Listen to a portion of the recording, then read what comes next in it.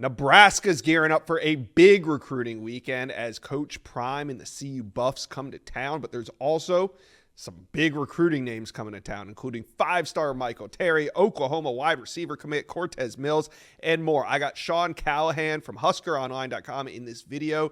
We're going to go behind the scenes of this big visit weekend and break it all down. But first, Nebraska fans, jump on board because we've been talking Cornhusker recruiting all offseason long, and we're going to continue to do it all through the season. So jump on board and hit subscribe for me, please. All right, let's bring in Sean Callahan, and let's start with five-star athlete Michael Terry, the number one athlete in America. Now, we all see these Texas picks rolling in on the recruiting prediction machine, but does Nebraska still have a shot to wow him this weekend?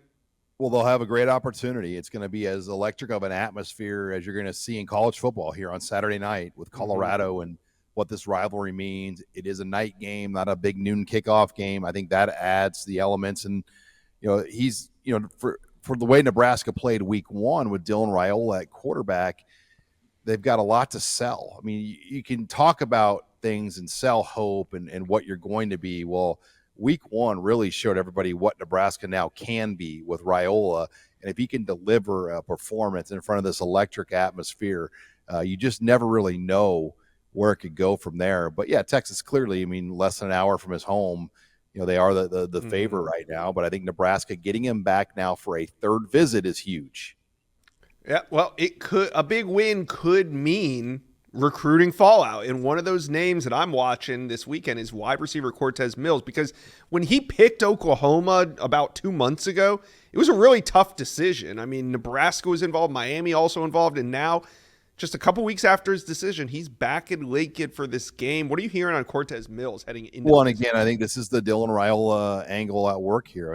I think Rhule has been big in helping recruit these guys. When you can show that you've got a talent like that, the quarterback position, and how everyone else around them is going to be better, the way he featured so many receivers, and those weren't just routine throws. He made some elite throws that we really didn't see very many quarterbacks in college football make, and this was his first collegiate start. So there's a lot to sell, and that's got the attention of Cortez Mills, and now they'll get him back again for a great opportunity.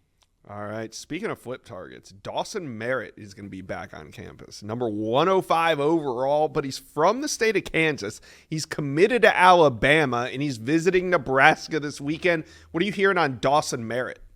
He'll make his fourth trip now to Lincoln since Matt Rhule's been here, and this will be big for Nebraska. It was a dogfight between the Huskers and the Tide, and he's informed Alabama he's making this visit this weekend. He's 3 hours away in Kansas City, so they've got the distance angle on their side, and he really likes Nebraska. I think his heart was interested in Nebraska, and to get him back again is really telling, and he's got a lot of connections and Kansas City ties now to this program. Isaiah Mosey and Jamar Mosey now a part of this program. So there are a lot of angles in that Kansas City area that I think could help work in Nebraska's favor. And the fact they're getting him now for maybe the biggest home game that we've seen in Lincoln in at least 10 plus years is a great opportunity. Yeah. Speaking of opportunities, one of the Nebraska Cornhuskers' top uncommitted targets is linebacker Christian Jones. He's expected to be in town for this one. When are we expecting a decision from Christian Jones, and where do you think Nebraska sits right now? Well, Christian Jones was here last week as well for the opener against UTEP, and he is the only in-state target of note that is undecided here. And Oklahoma and Nebraska are probably the two teams out in front. You've heard rumblings at one point in Miami and some teams like that, but the Sooners and the Huskers are the teams to beat right now. And I think Oklahoma, if they, that's a team that could have a slight edge. It's hard to say because you're just wondering, what is he waiting for? He's been to Lincoln so many times. What will it take to kind of pull the trigger, as he's really strung this out pretty deep in the process? But there's no question Nebraska wants Christian Jones. He's a priority. But with Dawson Merritt now here, that's another linebacker. And so, they take both those guys because that is a big position of need. All right. Now, I want to talk about a key 2026 target that's going to be on campus. And after the Deion Sanders Jr. sweepstakes finishing runner-up to Tennessee, Nebraska is once again involved in a number one offensive tackle. I'm talking Jackson Canwell from the 2026 class. It seems like Nebraska has their hooks in on Canwell a little earlier than they got in on David Sanders. Do you feel that way? Yeah, this is the third year in a row now they've been involved in the number one tackle. Yeah. You go all the way back to Matt Rhule's first year, and here they are again with another opportunity at a 5-star tackle. Brandon Baker was the first one, and then last year David Sanders, and now Cantwell. Can they get him back on campus? They have the location finally on their side. I mean, Lincoln to where he's from is a short drive, which really helps Nebraska. But there's no doubt he's going to command a big number in the NIL world, and he can go wherever he wants. I mean, he's one of the top offensive linemen in the country. And again, you hope that for Nebraska, that if they can really show some results of improvement on the field, that it's going to go a long way in impressing Cantwell. Speaking of going a long way, what does a win do on Saturday night? A win over Colorado. I know it's not the end of the season. It doesn't make the season. If they lose, it doesn't break the season. But what would a win do to Nebraska recruiting in week 2?